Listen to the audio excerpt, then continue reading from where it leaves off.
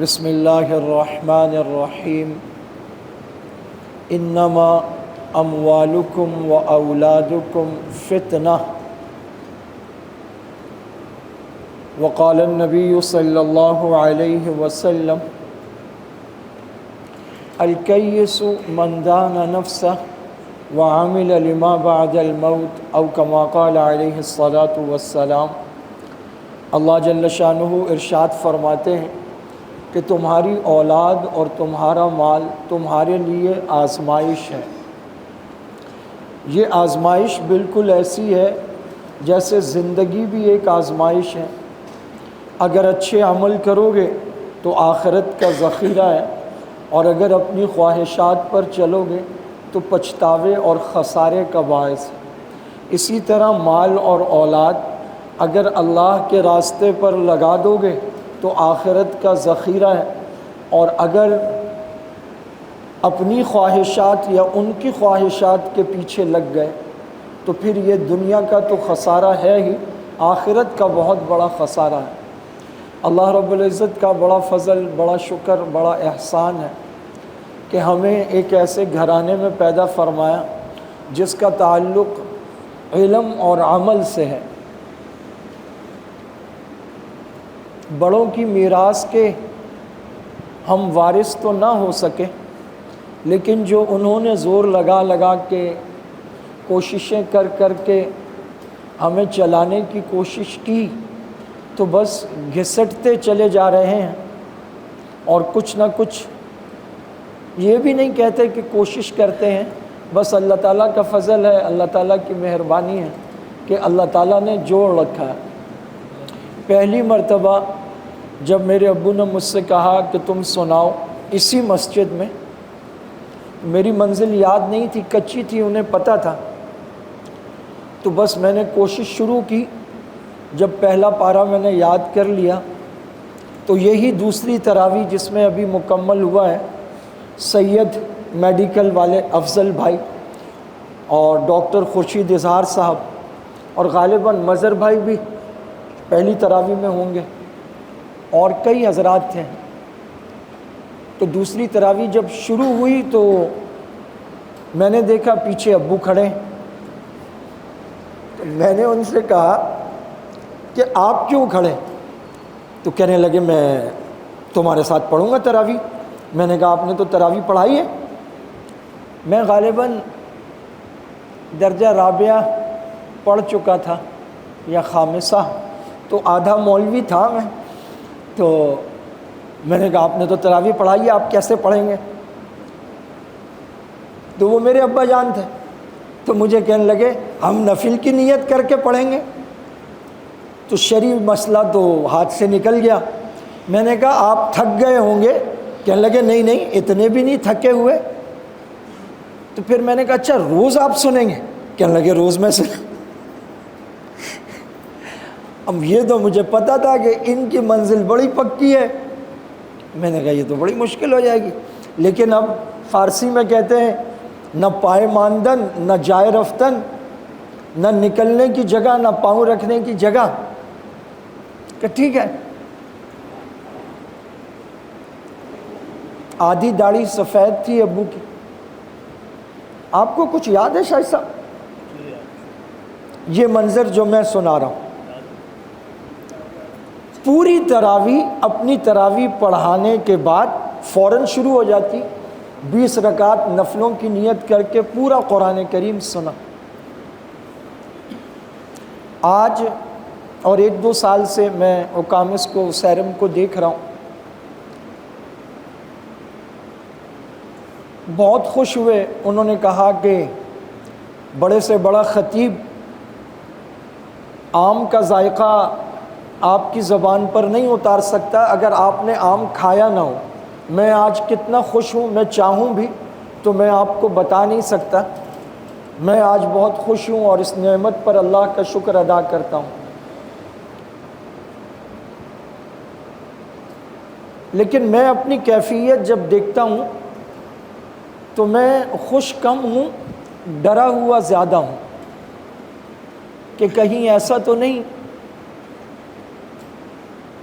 کہ ابھی بچے پوری طرح آداب سے واقف نہیں ہیں اور میں نے انہیں مصلی پہ کھڑا کر دیا، اور میرے دل میں یہ بھی خیال آیا کہ میں تو ایک امام مسجد ہوں، ایک مدرسے کا خادم ہوں، تو میں نے تو اپنے بچوں کو مصلی دے دیا، وہ بہت سارے ہزاروں لاکھوں جن میں سے کئی کے سر پر باپ بھی نہیں ہوتا ہوگا، ان کے پاس سنانے کی کوئی جگہ بھی نہیں ہوتی ہوگی، وہ کیسے شروع کرتے ہوں گے، کیسے سناتے ہوں گے، کیسے اپنی جگہ بناتے ہوں گے۔ اللہ تعالیٰ میرے والدین کو جزائے خیر دے، جنہوں نے انگلی پکڑ کے چلنا سکھایا۔ جب تک والدین ہوتے ہیں قدر نہیں ہوتی، اور جب قدر ہوتی ہے تو وہ ہوتے نہیں ہیں۔ اللہ تعالیٰ ان کی شہادت قبول فرمائے، درجات کو بلند فرمائے۔ اور پھر ابو کے بعد میری امی اتنی خوش ہوئی جب وہ قامس السیرم نے پڑھا۔ بڑی ناسپاسی اور ناشکر گزاری ہوگی اگر میں قاری غفران صاحب کا شکریہ ادا نہ کروں کہ یہ ان بچوں کو دھکا دے دے کے، لگا کے، سکھا کے قدم قدم آگے بڑھاتے گئے۔ ہر باپ کی طرح میری دعا ہے اللہ تعالیٰ سب کے بچوں کو قابل بنائے، دین پہ چلائے، ذخیرہ آخرت بنائے۔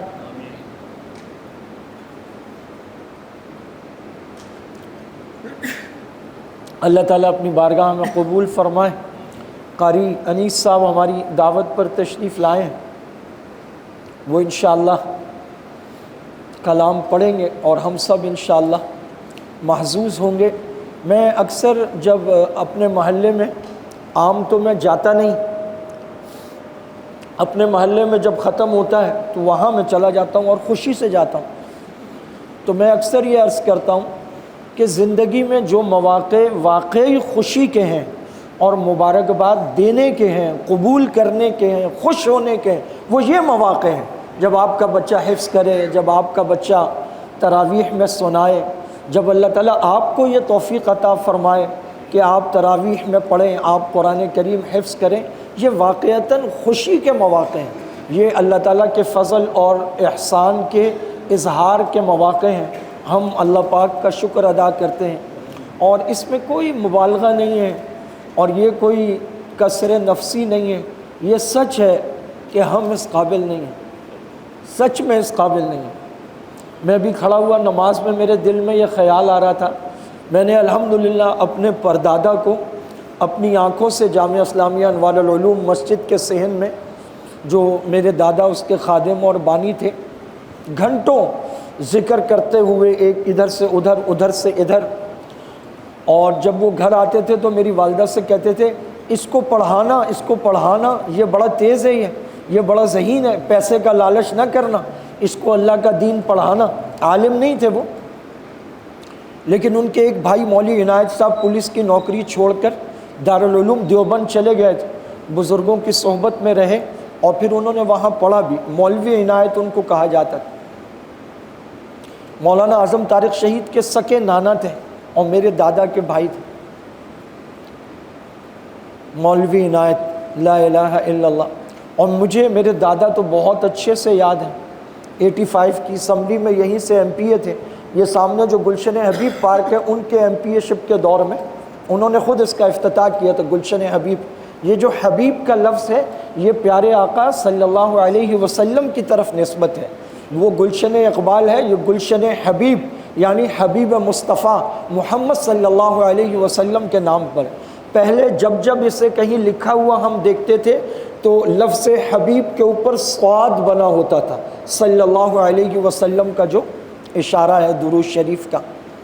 انہیں میں نے قرآن کریم پڑھتے ہوئے، سناتے ہوئے دیکھا، پورے ہوش میں دیکھا، پھر اپنے ابو کو دیکھا، اور آج میں اپنے والد کے پوتوں کو دیکھ رہا ہوں۔ اللہ تعالیٰ کا شکر ہے، اور زندگی میں کیا چاہیے؟ اللہ کا شکر ہے میں نے اپنے باپ کو خون میں نہائے ہوئے دیکھا۔ پی این ایس سی فلیٹ والے کئی دفعہ یہاں سامنے کمرے میں غسل ہوتا تھا، وہاں ذرا مشکل ہوتی تو قناتیں لگوا دیتے تھے وہاں۔ تو ایک دن مجھے بلایا، ادھر آ، ساتھ لے گئے اور مجھے کہا کہ وہ اس وقت قینچی سے کپڑے کاٹ رہے، تو میں کہا دیکھ لیا، وہ بھی قمیص وغیرہ کاٹ، پھر میرا ہاتھ پکڑ کے سائڈ پہ لے گئے، کہنے لگے بھائی کسی کا سطر ہے، ویسے تو وہ کپڑا اوپر ڈال دیتے ہیں وائٹ، تو کہنے لگے یہ نا مزیدار نہیں ہے، یہ اس طرح کپڑے کٹیں اور پھر کپڑے اتار کے یوں غسل یوں۔ بھائی مزہ اس میں ہے کہ انسان اپنے خون میں نہا کے اللہ کی بارگاہ میں جائے، نہ کپڑے اتریں نہ غسل ہو، اسی خون میں نہا کے جائے۔ تو بس میں اس کی دعا کرتا ہوں، اور مجھے اللہ کی ذات سے یقین ہے اللہ تعالیٰ مجھے شہادت دیں گے، اور اگر اللہ کے دربار میں میری شہادت نہ لکھی ہو تو مجھے خود غسل دینا اور صحیح سے پردہ کرنا۔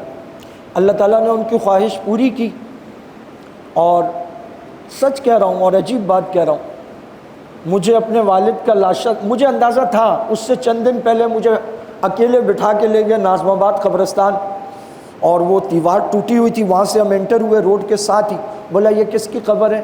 میں نے کہا جی یہ مفتی رشید صاحب کی۔ یہ کتنے بڑے آدمی ہیں، اگر یہ چاہتے تو دارالعلوم کراچی میں دفن ہو جاتے، لیکن یہ دیکھو سنت کے مطابق عام قبرستان میں دفن ہوئے۔ تو جب اللہ تعالیٰ مجھے شہادت دے تو عام قبرستان میں دفن کرنا، اور جلدی کرنا، دیر مت کرنا۔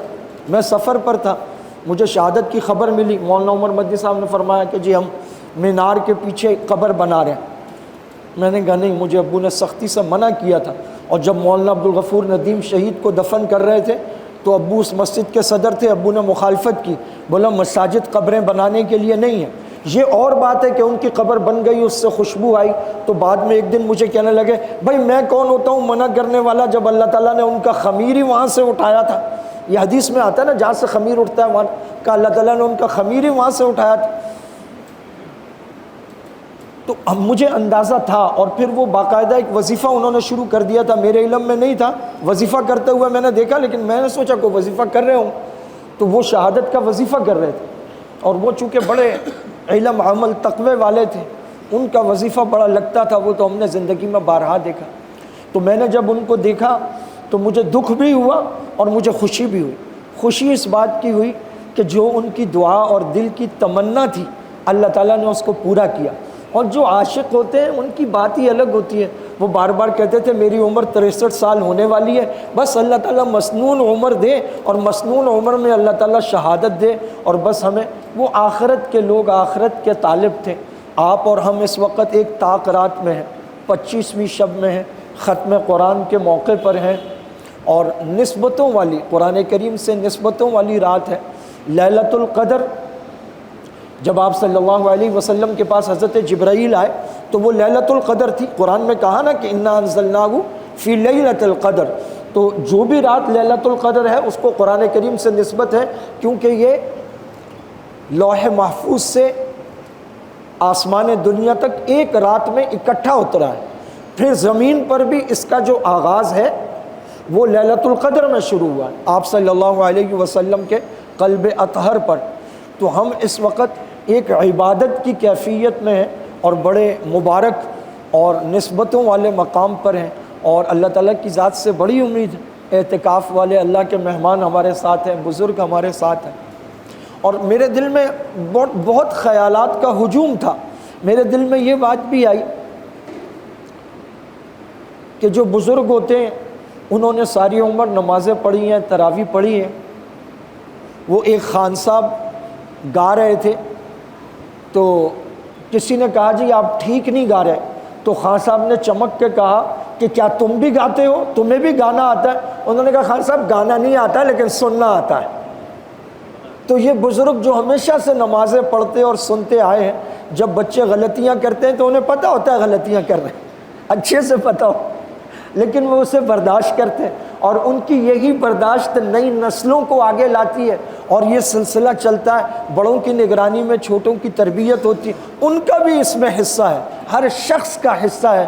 اللہ تعالیٰ پوری امت کے حال پر رحم فرمائے، اور پوری امت کے خلاف سازشوں کا زور ہے، اللہ تعالیٰ اب اس کو توڑ دے، اور اللہ تعالیٰ اچھے حالات لائے، اور یہ اچھے حالات قرآن پر عمل، قرآن کی محبت، اس کو پڑھنے پڑھانے سے آئیں گے۔ خوش نصیب ہے وہ جسے قرآن کی تلاوت سے عشق ہو جائے۔ یہ جو ساتھی اعتکاف میں بیٹھے ہیں، بطور خاص لڑکے، تو میری درخواست ہے چند دن تو باقی ہیں، کوشش کریں، اور اعتکاف کا حق ہے 10 پارے تو روز پڑھیں ہی پڑھیں، 10 پارے تو روز پڑھیں، 10 پارے سے کم تو تلاوت ہی نہیں ہے اعتکاف والوں کی۔ محبت ہو جائے قرآن کریم پڑھنے سے، بس جیسے ہی فارغ ہو قرآن لے کے بیٹھ جائے تو آپ دیکھیں گے قرآن کریم سے آپ کا کیسا تعلق مضبوط ہوگا۔ اور مزے کی بات بتاؤں، آپ کو عربی بے شک نہ آتی ہو، قرآن آپ پڑھنا شروع کر دیں، قرآن آپ کو سمجھ آنا شروع ہو جاتا ہے۔ یہ بھی قرآن کا ایک معجزہ ہے، اللہ تعالیٰ دل اور سینے کو کھول دیتے ہیں، قرآن کریم اترنا شروع ہو جاتا ہے۔ اس دعا کے ساتھ کہ اللہ تعالیٰ ان بچوں کو ہمیشہ قرآن کریم میں لگائے رکھے، اور قاری غفران صاحب کو اللہ تعالیٰ بہترین جزا خیر دیں، ہمارے بہت بہترین ساتھی ہیں،